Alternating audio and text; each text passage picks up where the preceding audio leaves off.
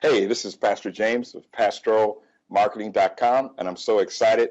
Hey, listen, I want you to remember that this is real people, real life, and real results. I'm excited today because as a response to your response to my survey and to the questions that I handed out in Empowerment Night, we have a real professional. He's actually my personal business coach, Mr. Steve Olsher. But before we get into that, I just want to remind you that I need everybody to respond as quickly as they can to the survey. We did get a great response. I know some of you out there kind of holding on to your questions, but I want you to remember the drawing be the 1st of June. So make sure that you do that.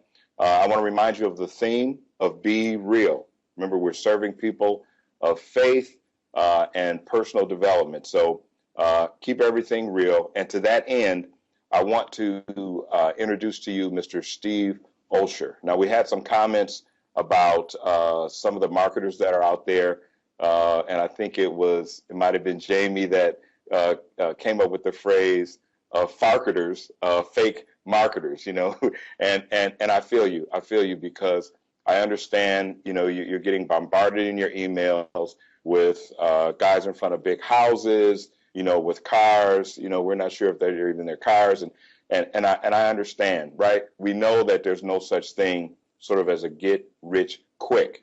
Everything happens with diligence and hard work, and so it's with that framework in mind that I want to introduce to you Mr. Steve Olsher. Steve, why don't you greet our subscribers and our viewers and tell them a little bit about, if you wouldn't mind, a little bit about your history and how you arrived at being America's reinvention expert. Yeah, well, James, thanks very much for having me on. I really do appreciate it.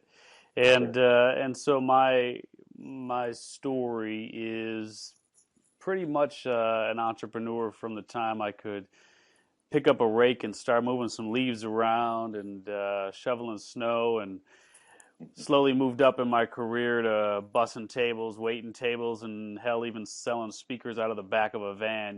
Whatever it took. I was a farketer at that point. No doubt about that. That's totally going on the radar now, man. You gotta thank Jamie or whoever that was, because farketer is that'll end up being a subject line on a future email, man. we'll give Jamie full credit on that. All right, you're welcome. Man, it's been an interesting journey, really. I mean, you live, you learn, you keep rolling, and got involved in the music industry. I owned my own nightclub when I was quite young, and moved on to catalogs and .coms and real estate and pretty much everything I could try to do to make $1 out of 15 cents, right? If you go back to some of the old lyrics there. Yeah. But man, it's been an interesting trek. And 5 years ago, I really had my own personal wake-up call where I was with my stepfather, who was very much a father to me, and raised me since I was 10. And he was really sick on his deathbed, and just literally couldn't speak anymore, but I was holding his hand and had a vision of actually my funeral, not his funeral, but my funeral, and I could hear the words being spoken graveside, which were, "Here lies Steve Olsher. He dedicated his life to chasing the almighty dollar." And that's all that was said. And, it really hit me pretty hard because my stepfather was really imploring to me at that point that I was at that fork in the road, what I now call a yay-no moment, a yes-no moment. And I could keep going down the path that would provide benefit to me and those closest to me, but really no one else. Or I could really try to hone in on who I inherently am and tap into my natural gifts and start creating a life and legacy that would have impact on not only those who share this lifetime with me, but also those of lifetimes to come.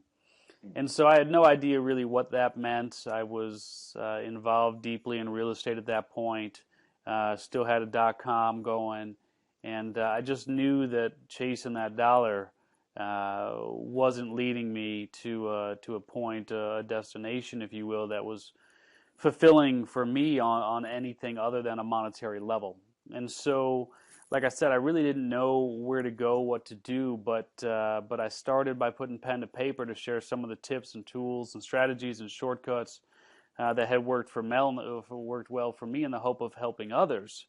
And that then turned into my first book, which originally was named Break the Pattern, but we changed that to Journey to You, a step-by-step guide to becoming who you were born to be. And I really did find that I have an innate, inherent gift. It's within my DNA. It's within the blueprint to help others become very clear on what they're compelled to do. And so that intuitive gift was always there. I had just buried it for decades.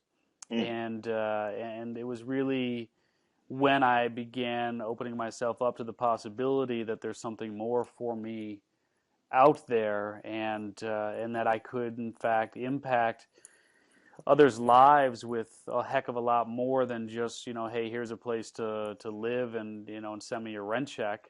That's when everything started taking on a much different meaning. And since then, I've gone on to do a number of things around this work, and ultimately, the phrase that I've now coined, and what you're very familiar with, is the question that everyone has to answer, which is, what is your what? What is that one thing that your soul is really compelled to do?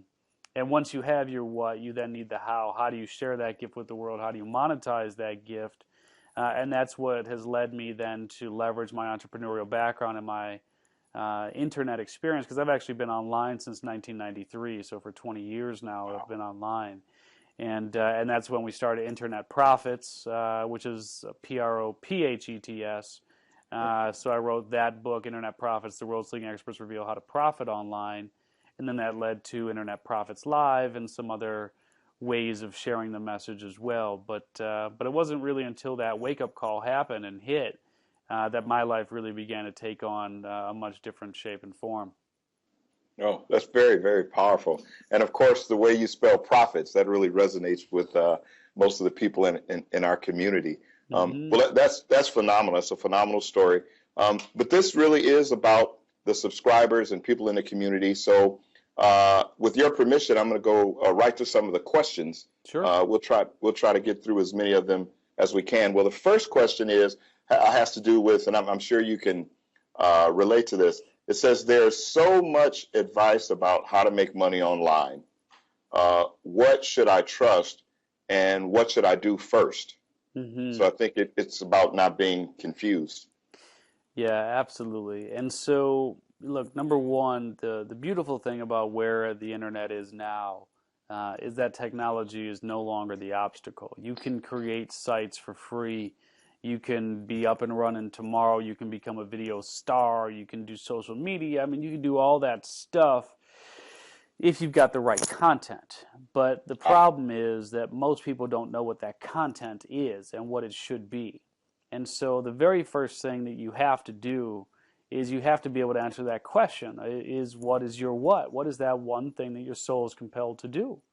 And once you have that question answered, then and only then can you begin creating content around that area of focus.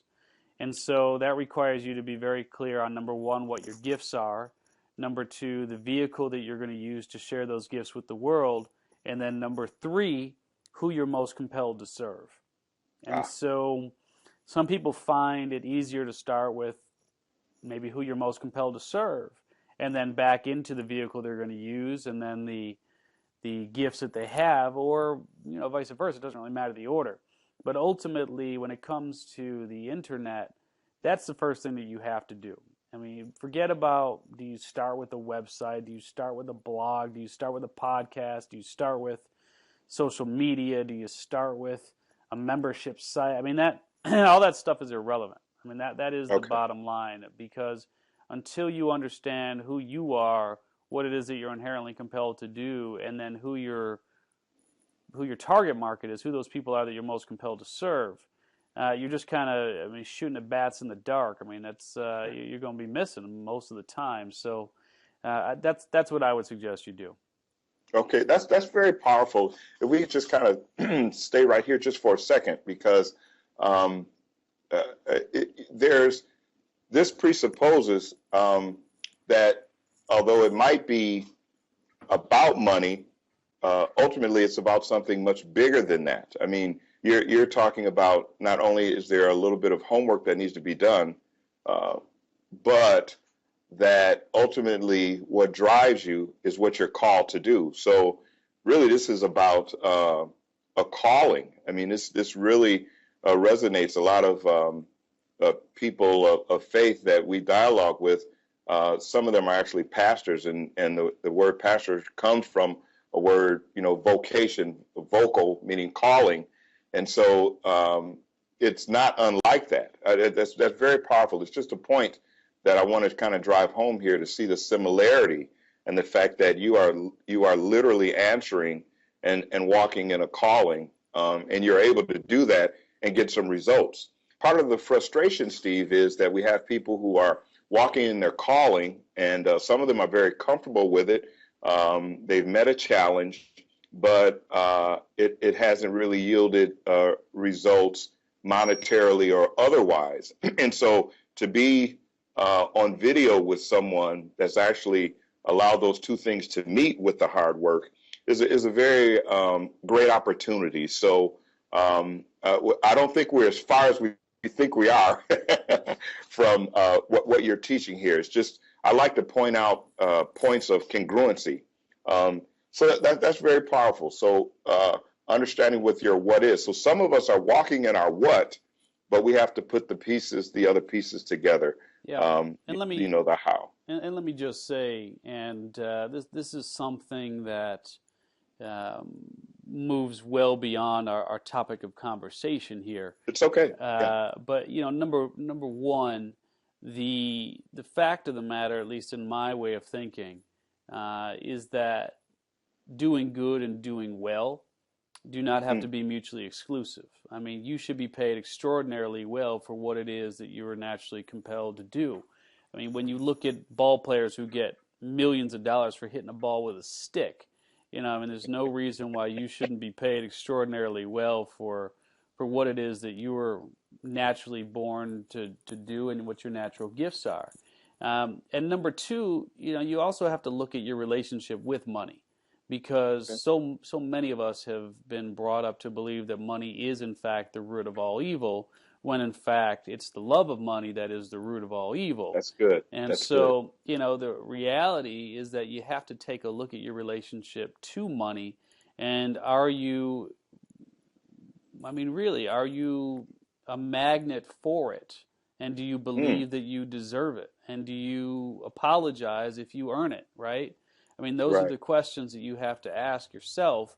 And so a lot of people say that they want certain things, but then they reach a certain threshold, and then they sabotage everything that they've worked so hard to get because of that mental game that they play, where they don't feel they're deserving of breaking through that. I mean, for some people, it's a very real ceiling that they've put in place. Wow. Well, that is absolutely powerful. You're right. I'm compelled to go deeper into that because it's so powerful. But perhaps we can visit that at another time. Mm-hmm. Wow, that is phenomenal. All right. Well, this is supposed to be about my audience. So number two, let's go to the second question.